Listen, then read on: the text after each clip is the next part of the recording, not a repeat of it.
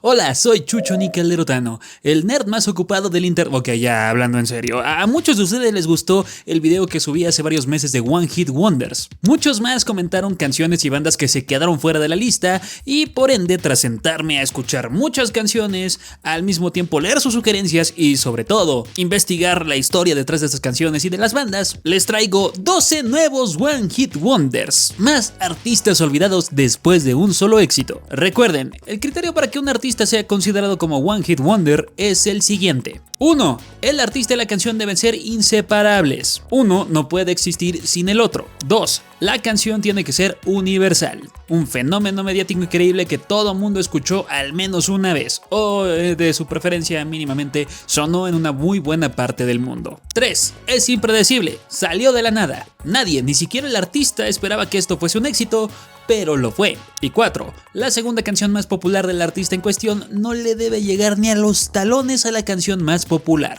Y no estoy hablando de calidad, hablo de números. Esa canción no debe igualar los números de la anterior. Seleccioné 2 One Hit Wonders por década desde 1950 hasta 2010. Y si les gusta este video, no olviden ver la primera parte que está ahí en pantallita y sobre todo comentar qué otras canciones les gustaría ver. Así que, ¡empecemos!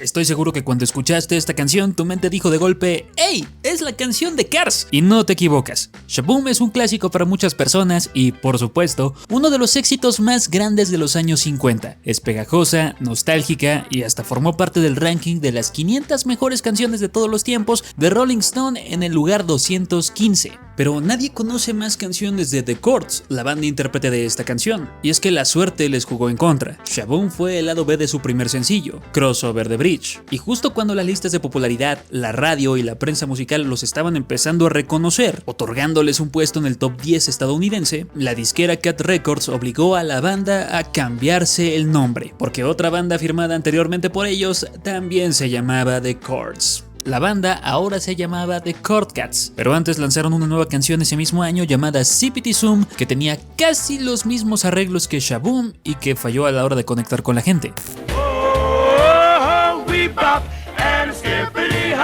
La gente después llegó a pensar que The Chord Cats eran una copia de The Chords y así lentamente fueron olvidados y desplazados por otras bandas, culminando su separación en 1960. Al menos podemos recordar su música gracias a Cars.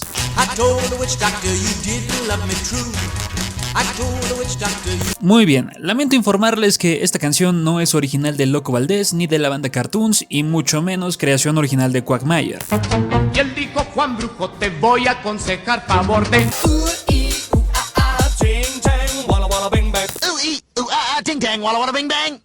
En realidad es propiedad de David Seville, quien en realidad es Ross Bagdasarian, creador de Alvin y las Ardillas. Sé lo que están pensando. Alvin y las Ardillas no son un One Hit Wonder, pero déjenme ir por partes, déjenme cocinar. Ross Bagdasarian aspiraba a ser actor de teatro y de películas. Llegó a tener apariciones en filmes y en obras de teatro de Broadway y destacó por tener una gran habilidad musical, escribiendo canciones para otros artistas en los años 40 y 50 que resultaron ser grandes éxitos. Así que decidió interpretar sus propias canciones, pero tenía un problema.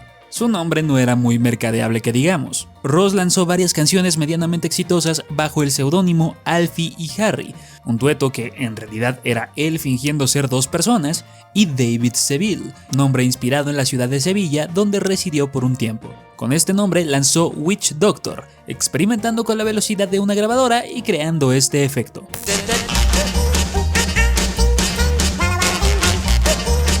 Witch Doctor fue una sensación masiva que lo catapultó al punto más alto de las listas de popularidad, vendiendo más de 1 millón de copias físicas, y Bagdasarian, nada tonto, capitalizó ese éxito creando a 3 ardillas, Alvin, Simón y Teodoro, que tendrían este efecto acelerado de la grabación y que lo acompañarían con sus voces chillonas. David Seville sería su productor y protector, y así Alvin y las ardillas lanzaron The Christmas Song, que terminó siendo más popular y exitosa que Witch Doctor y que inició la franquicia de Alvin.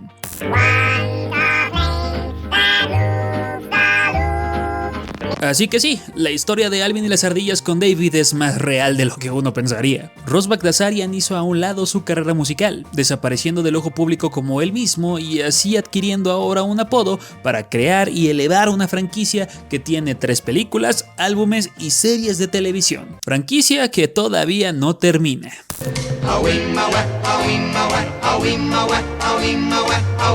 Originalmente esta canción fue grabada y escrita en 1939 por el cantante sudafricano Solomon Linda bajo el nombre Mbube, pero la versión de The Tokens fue la que hizo que esta canción siga presente hasta nuestros días como un clásico de los 60, a pesar de también haber sido grabada por el grupo de folk The Weavers en 1952, quienes creyeron que Mbube era una canción africana clásica y decidieron interpretarla bajo el nombre Wimowe.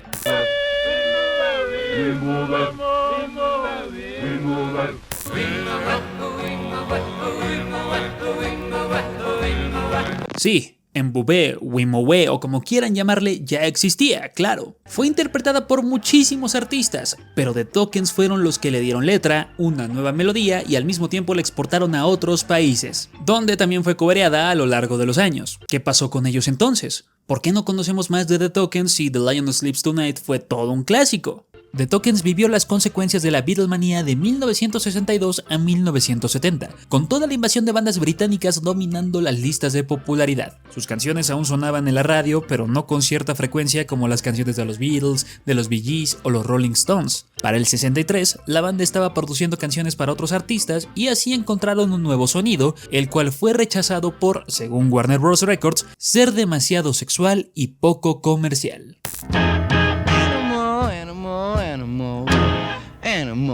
Si esto hubiese salido en los 70, la cosa sería diferente para The Tokens. Y para colmo, la banda no pudo disfrutar el éxito de The Lion Sleeps Tonight debido a que, y escuchen bien, no recibieron ningún crédito por la composición de la canción, la cual, como vieron, fue interpretada y cobereada por distintos artistas a lo largo de los años. Al final, la banda se separó, se pelearon por el nombre hasta su última aparición en el año 2000 y sacaron un último disco del cual desprendo la canción...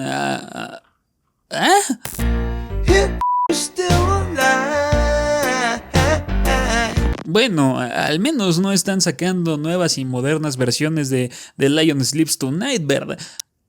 Olvídenlo.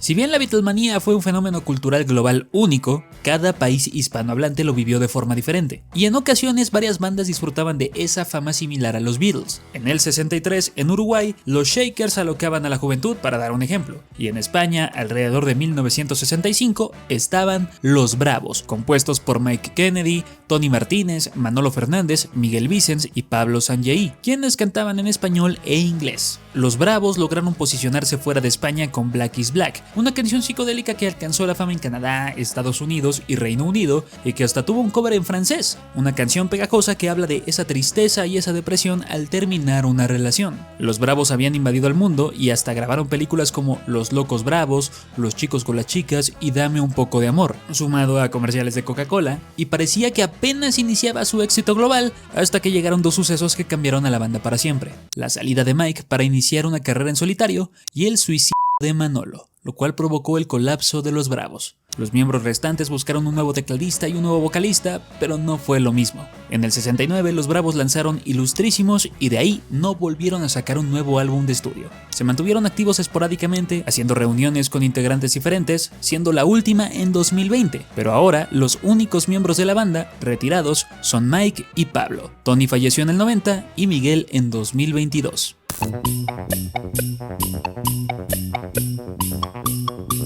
Al igual que The Lion Sleeps Tonight, Popcorn era una canción que ya existía. Fue compuesta por el pionero de la música electrónica y del sintetizador Moog, Gershon Kingsley, en 1969. Era música experimental para revisar y al mismo tiempo mostrar las capacidades de este sintetizador. Y de hecho, Kingsley tuvo una pequeña pero fructífera carrera musical al lado del francés Jean-Jacques Perrey, formando el dueto Perrey and Kingsley. Y de hecho, si le suena el nombre de Perrey es porque es el compositor de esta canción.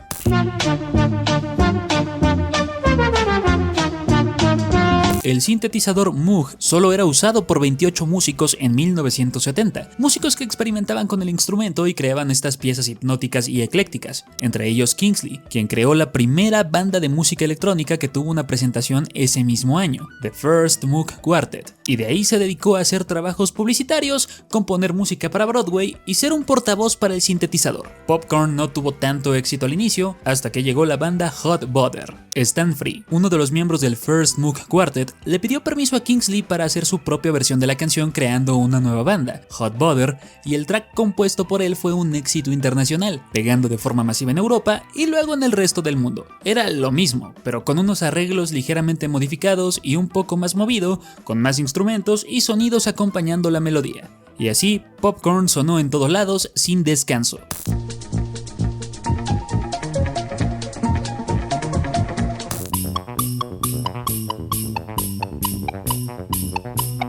Pero al igual que Kingsley, Stan Free solamente quería ser uno de los portavoces del sintetizador Moog y presentarlo a otras personas para las cuales él componía música. Aunque, a diferencia de Kingsley, Free también quería demostrar su talento componiendo otro tipo de géneros musicales, sin el uso del sintetizador, razón por la que él se fue a Broadway a componer música hasta su fallecimiento. Incluso dentro del disco de Hot Butter habían temas compuestos sin el sintetizador. Kingsley y Free no buscaron una carrera musical con el mainstream, realmente no querían esa fama. Solo compartían una pasión por la música y al mismo tiempo por el descubrimiento de nuevos instrumentos. Una historia bonita de dos personas que solamente comparten esa pasión por la música y quieren crear e innovar, para que décadas después llegue este desgraciado y le haga un cover a Popcorn en 2005 y cómo te odio, Crazy Frog, te odio bastante. Gracias al cielo, tu regreso en 2022 o en 2020, no recuerdo cuándo fue, con NFTs fue masivamente odiado.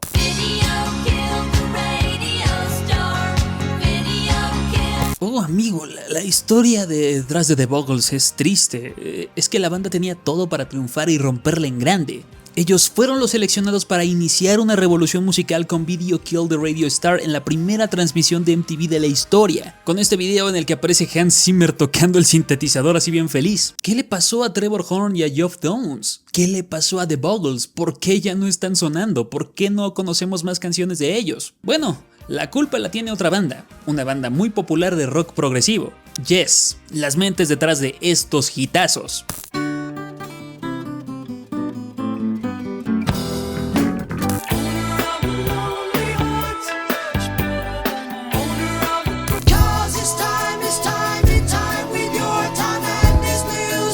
El vocalista de Yes, Jon Anderson, y su tecladista Rick Wakeman habían abandonado la banda mientras estaban componiendo un nuevo álbum, y al lado del estudio donde estaban ellos se encontraban los miembros de The Buggles grabando un segundo disco. Horn, vocalista de The Buggles, era un enorme fan de Yes, así que se les acercó y les ofreció componerles una canción, pero el bajista de Yes tuvo una mejor idea. ¿Por qué no invitar a Horn y a Downes, responsable de la percusión y los sintetizadores de The Buggles, a formar parte de Yes como los nuevos vocalista y tecladista? Los miembros de The Buggles dijeron que sí a Yes, así que grabaron con ellos el álbum Drama, el cual no fue bien recibido ni por la audiencia ni por los críticos. La banda era abucheada en el Reino Unido, a Horn lo comparaban a cada rato con Jon Anderson y el tour del álbum terminó por disolver a la banda, la cual se mantuvo separada hasta 1982. Pero, ¿y The Buggles? Bueno, Downes y Horn regresaron a grabar el segundo disco de la banda, pero Downes abandonó el proyecto y se unió al grupo Asia por diferencias creativas el mismo día que la grabación con The Buggles inició. Al parecer, ese tour con Yes fracturó su relación musical. Horn terminó el disco solo, desinteresado en la banda y sin ganas de promover un sencillo. Y las críticas de la audiencia al escuchar su nuevo álbum, Adventures in Modern Recording, fueron brutales porque mencionaban que ahora The Buggles sonaba a Yes, a los malos discos de Yes. El camino de ambos tomó rumbos diferentes. Downes tuvo una carrera enorme como solista y con bandas como Yes, Asia, White, New Dance Orchestra y apareció en canciones de Kate Bush y Billy Idol. Horn se metió de lleno en la producción musical y estuvo detrás de canciones y discos de Frankie Goes to Hollywood, Seal, Tina Turner, Tattoo, Pet Shop Boys y Robbie Williams. Ocasionalmente se reúnen para tocar en conciertos de otras bandas y su última reunión fue en 2023.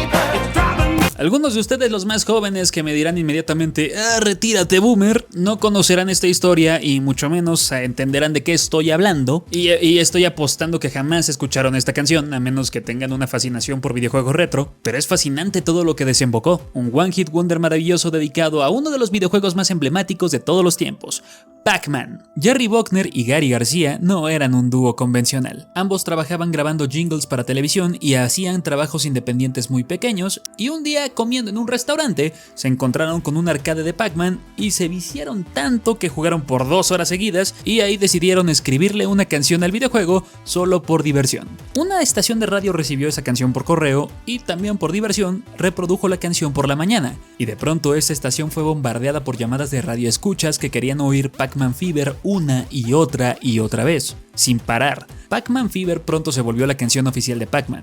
La canción llegó a Estados Unidos, a Canadá, a Japón y a muchos países más. Vamos, todo mundo tenía la fiebre por Pac-Man. La cosa es que Buckner y García tuvieron suerte. Ambos creyeron que podían capitalizar eso con un disco entero de canciones dedicadas a videojuegos, como Froggy's Lament para Frogger o Do the Donkey Kong, pero cuando eso no funcionó, intentaron hacer canciones de películas como E.T. I Love You, cosa que tampoco funcionó, así que volvieron al inicio, a hacer jingles para comerciales y para marcas. Ese fue un interesante éxito que no se replicó.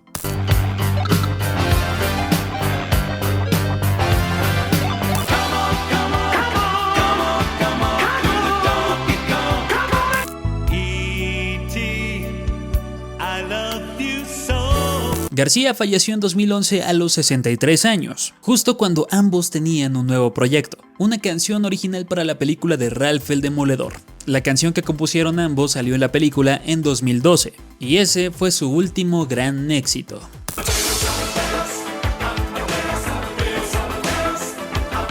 Es interesante hablar de la carrera de Falco por una razón, porque su éxito fue innegable. Fue un hombre que vivió para alcanzar la fama y la gloria, se convirtió en una leyenda y tuvo un final trágico. Falco, nacido en Viena como Johann Holzel, soñaba con ser estrella del pop desde pequeño y en los 70 perteneció a una banda de narcopunk austríaca para después iniciar una carrera como solista. Falco inmediatamente capturó al público europeo, con la apariencia, la presencia en el escenario y las letras arriesgadas sobre el consumo de drogas y la violencia, pero aún le faltaba conquistar los mercados más grandes, el estadounidense y el británico. Lo logró en el 86 con Rock Me Amadeus, invadiendo no solo esos mercados, sino también Japón, Australia y un montón de países más.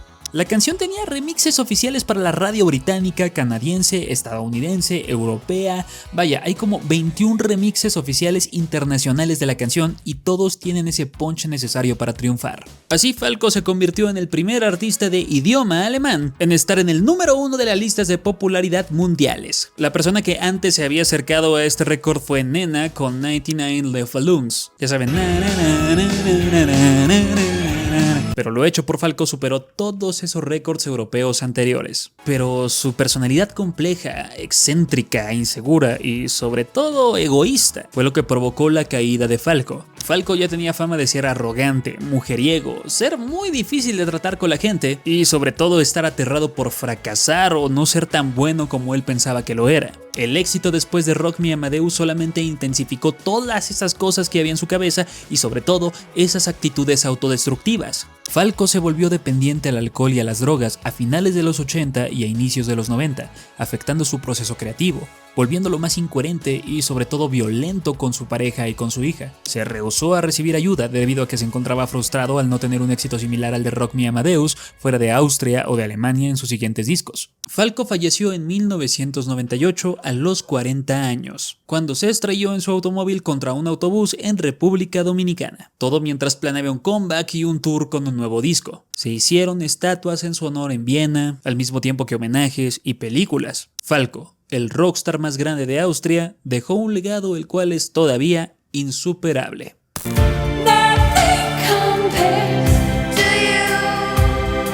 A finales de los 80, una joven irlandesa tomó el mundo por sorpresa con su música honesta y sus letras desgarradoras. Tenía la voz, la presencia y el talento, además de un interesante look. la cabeza rapada, una mirada molesta, ropa inusual, todo fuera del estereotipo de la feminidad. Y no tenía miedo de decir lo que pensaba o protestar por las cosas que ella creía correctas, fuesen sobre política u otros temas. Por ejemplo, cuando los Grammys de 1989, el premio a mejor interpretación de rap fue entregado fuera de la transmisión, ella se pintó el logo de la banda Public Enemy en la cabeza para protestar. El nombre de Sinéad O'Connor estaba en boca de todos. En 1990, su nuevo disco I Do Not Want What I Haven't Got fue nombrado como el segundo mejor álbum del año, pero de todo el disco destacaba Nothing Compares to You, una canción escrita originalmente por Prince 5 años antes, y tanto la voz de Sinéad como el video musical que circuló en MTV la llevaron al punto más alto del estrellato. El siguiente paso era hacer apariciones en televisión, no solo con David Letterman como lo hizo anteriormente, y lo haría en el show más popular de Estados Unidos en ese entonces, Saturday Night Live. O'Connor originalmente aparecería en el episodio hosteado por Andrew Dice Clay, pero ella se retiró mencionando que Dice Clay era una persona irrespetuosa y sexista contra las mujeres, y así empezaron unos actos de rebeldía pública en los medios de comunicación masivos. Sinéad se unió a Roger Waters para tocar The Wall en Berlín para así conmemorar la caída del muro, e igualmente amenazó con no tocar en eventos si antes de su presentación sonaba el himno nacional estadounidense, acusando a la industria musical de racista. Se negó a asistir a la ceremonia de los Grammys donde ganó un premio y a cambio escribió un enorme discurso, o mejor dicho, una carta abierta, criticando a la industria por estas propias actitudes racistas. O'Connor ya tenía enemigos como el propio Frank Sinatra, quien mencionó en una entrevista que la patearía fuertemente en el trasero si la veía pasar por la calle por ser anti-estadounidense. Pero nada se comparó a lo que le sucedió a Sinéad O'Connor tras ese fatídico 3 de octubre de 1992. Ella apareció en Saturday Night Live, reprogramando su fecha cancelada anteriormente, y decidió interpretar primero su nuevo sencillo,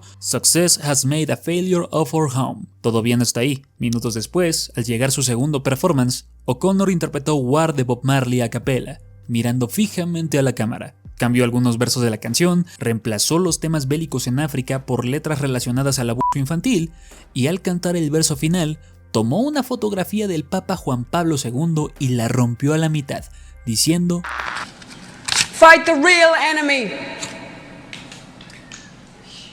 Nadie en Saturday Night Live sabía que Sinéad iba a hacer esa protesta. Nadie sabía de sus planes, solo pensaron que iba a cantar y ya. Los ejecutivos del canal de NBC entraron en shock. La propia audiencia que estaba en vivo tampoco sabía qué hacer y no supieron si aplaudir o no aplaudir. Sinéad solamente se fue a su camerino después de eso y empezó a meditar.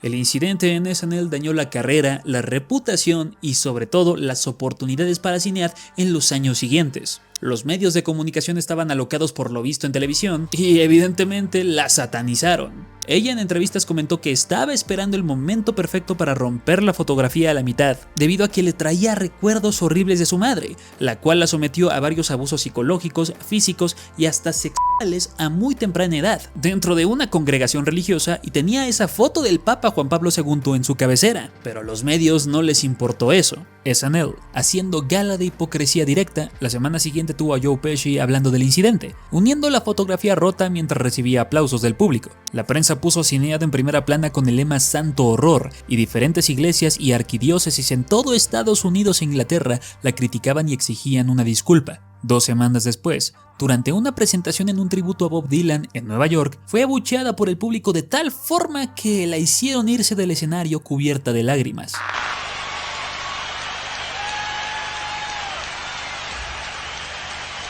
Sinéad fue satanizada, vetada y criticada duramente por cadenas televisivas, y eso escaló hasta llegar a su disquera, con amenazas y protestas afuera de los edificios de la misma. Pero ella nunca se arrepintió de lo hecho, se mantuvo firme con sus hechos y con sus creencias, recibiendo el odio de la gente, hasta que se destaparon los casos de abuso sexual en la Iglesia Católica, muchos años después. Y así la percepción de la protesta de Sinéad cambió radicalmente. El tiempo la reivindicó y los medios de comunicación, la prensa, la televisión y la gente ahora le debían una disculpa, la cual no fue aceptada del todo. Sinéad siguió haciendo música hasta su muerte en 2023, alejada del radar mainstream y de las listas de popularidad, mientras batallaba contra la depresión, el desorden bipolar y la fibromialgia. Ella era una cantante de protesta, no una cantante pop en sus propias palabras, y no quería la aceptación de la gente que quería venderla como una cantante pop. Y una aparición tan abrupta en la industria musical como la suya es algo que no veremos en mucho tiempo. Y no sé La bajista Krista Hillhouse, la guitarrista Linda Perry, la baterista Don Richardson y la guitarrista Shauna Hall tomaron al mundo por sorpresa a inicios de los 90 con esta canción. Un himno feminista relacionado a esa frustración de seguir una meta en un mundo que juega en tu contra. Y es que las 4 chicas de 4 Non Blondes habían batallado demasiado para poder destacar en la industria musical. Las 4 no encajaban con el estereotipo de artista californiano de los 90, así que empezaron a tocar en bares lésbico-gays donde adquirieron una fanbase considerable, pero aún así seguían siendo 4 artistas en problemas que batallaban para llamar la atención. En el 91 lograron firmar con una disquera, pero así empezaron los problemas con la banda. Don Richardson llegó a la banda porque la disquera despidió al anterior baterista, Wanda Day, sin dar alguna explicación. Y mientras grababan el primer disco, Bigger, Better, Faster, More, donde aparece esta canción, What's Up, el productor David Tickle despidió a Shauna Hall por no dar el ancho para la banda, terminando el disco con otro guitarrista. What's Up se convirtió en un éxito de ventas, encabezando las listas de popularidad en países como Estados Unidos, Irlanda, Bélgica, Alemania, Suecia, Italia e Inglaterra. Pero la banda no fue feliz con ese éxito. Linda Perry estaba molesta con David Tickle, quien era el productor de la banda, porque él intentó cambiar el sonido de la canción imponiendo su voluntad. Y la versión de What's Up que todos escuchamos, que todos conocemos, no fue la hecha por el productor. Esa fue producida y grabada por Perry sin el permiso de Tickle. Y a su vez, Hillhouse y Richardson estaban muy molestos con Linda Perry porque ella en entrevistas estaba siendo muy abierta con su sexualidad y ellas eran un poco más reservadas. La disquera simple y sencillamente dejó de darles apoyo. La banda se separó en 1994 mientras grababan el segundo disco, el cual nunca fue finalizado por todos esos problemas y cada una de ellas tomó su propio camino, hasta 2014, donde tuvieron una pequeña reunión en un evento de caridad. En todo ese tiempo que pasó, What's Up volvió a conectar con nuevas generaciones por este meme.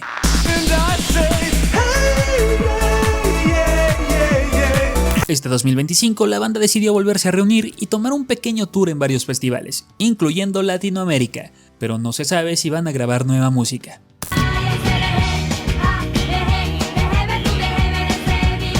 La familia del guitarrista de flamenco Juan Muñoz, el Tomate, estaba muy metida en la música. Tenía 7 hijos, 4 mujeres cantantes y 3 hombres guitarristas. Y un día, por diversión, 3 de las hermanas llegaron a un bar para cantar juntas, llamando la atención de un productor musical, quien les propuso firmar con ellas y así grabar un disco, y de pronto nació ACRG. ACRG fue un éxito diseñado específicamente para eso, porque su productor, Francisco Manuel Ruiz, mejor conocido como Keko, había trabajado en canciones con ideas similares como El baile del gorila de Melody, y tenía tanto como los contactos como la experiencia. Solamente era cuestión de encontrar un ritmo pegajoso, una idea divertida y dejar que las hermanas cantaran. Así que cuando salió ACRG, rápidamente tuvo éxito en México, España, Argentina y hasta Italia. Fue un hit en Australia, en Brasil, en Rusia. Le ayudó muchísimo que hicieron una versión en inglés con la letra ligeramente cambiada.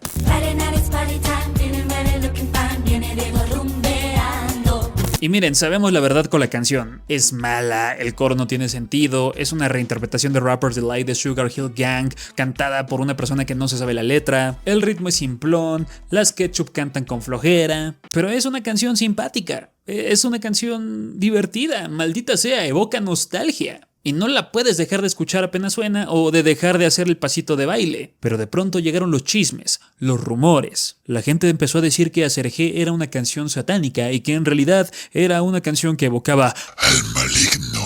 Que si la ponías al revés eran cánticos satánicos, cosas de gitanos, brujería.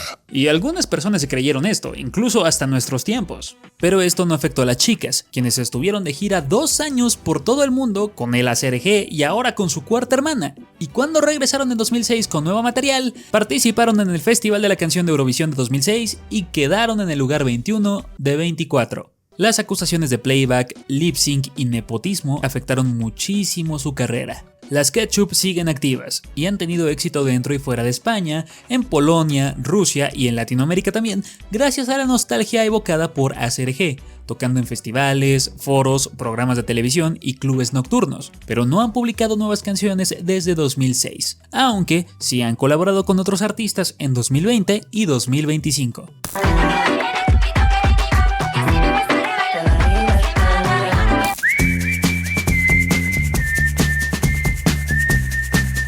Esta canción fue un himno para la música indie de mediados del 2000. Era al mismo tiempo la canción hipster por excelencia. Vibra tranquila, un silbidito icónico, unas letras que expresan cierto descontento y desconformidad con los normies, tanto viejos como jóvenes, y una percusión con bongos. En serio, es muy buena Young Fox. Es la obra maestra de los suecos Peter Moren, Björn Ytting y John Eriksson. Y favor de no confundirlos con Pete Bjorn, que suena más o menos similar, pero en realidad este es el compositor que hizo la versión de Ever Falling in Love de The Buzzcocks que salió en Shrek 2.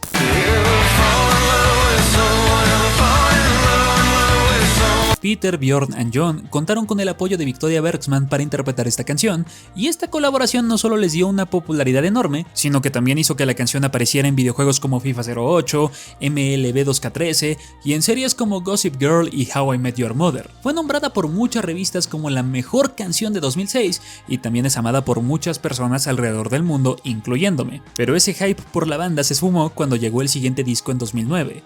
Un álbum más oscuro, que decía ser más experimental, pero terminó siendo muy genérico, con sonidos que tomaban ciertos arreglos de la música electrónica y del hip hop, y que aparte también tenía momentos de puras oraciones habladas. Imaginen escuchar Nine Inch Nails, pero sin la crudeza y el talento de Nine Inch Nails, con los beats de Radioactive y al mismo tiempo Believer de Imagine Dragons y Dance Monkey de Tom Sanai. Sí, así de genérico suena ese disco.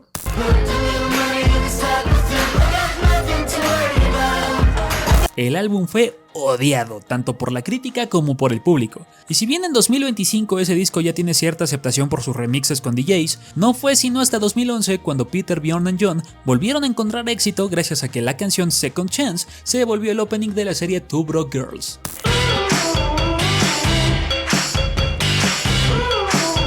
Pete, Bjorn y John siguen activos, sacaron un disco en 2020, pero su sonido ha palidecido con el auge de bandas como Tame Impala y MGMT.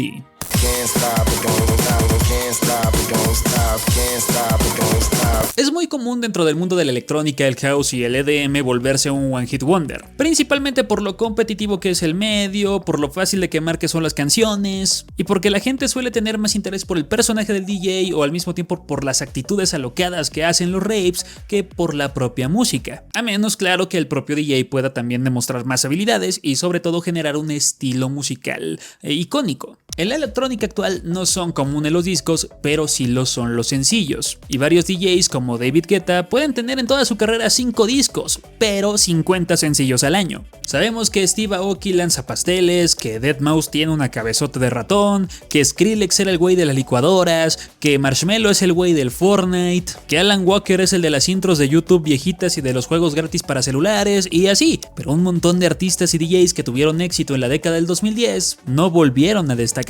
No obtuvieron el mismo nivel de reconocimiento que David Guetta o The Chainsmokers o Calvin Harris, y mucho menos el estatus de leyenda de Daft Punk o The Chemical Brothers o Fatboy Slim. Algunos simplemente desaparecieron, ya sea porque el propio género los desplazó o porque no pudieron crear esa distinción única. No tuvieron una historia increíble, solamente se enfrentaron a esa competitividad y perdieron. Aquí algunos One Hit Wonders de electrónica de la década del 2010.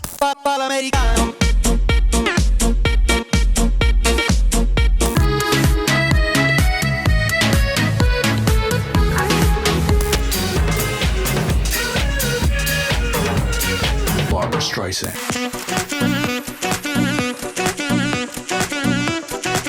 Harlem Shake.